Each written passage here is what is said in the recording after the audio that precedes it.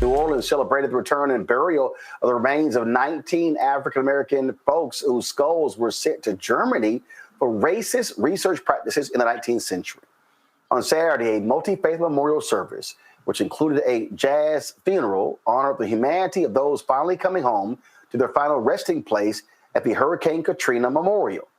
These skulls belong to African-American individuals who were severed and shipped to Leipzig University from Charity Hospital for racially biased studies in 1872.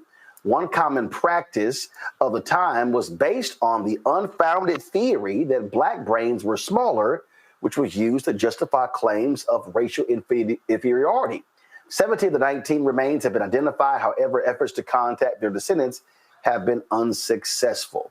Wow, that is an unbelievable story, Omékongo. It's wow.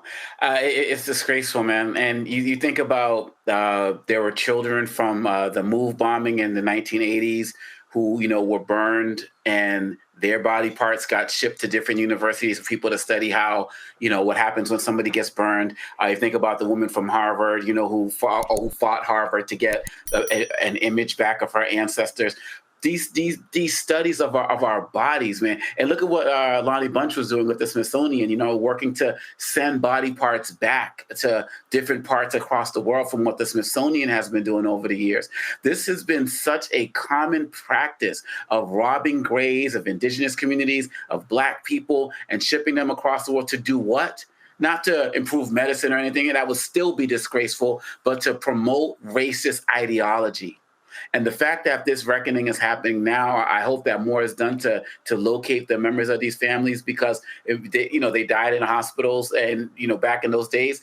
But to do this and to not try to make any type of recompensation, especially financial, it shows how wicked and evil this system of racism has been and how international it has been. We talk about MAGA and the white supremacy here, but what Donald Trump and all of them know is that it's global and it's been happening for centuries. And this is the latest example of that. We can talk about Sarah Baartman in South Africa, Dibinga from Congo. I'm just happy that people have welcomed these remains back and gave them the proper respect that they never got in real life.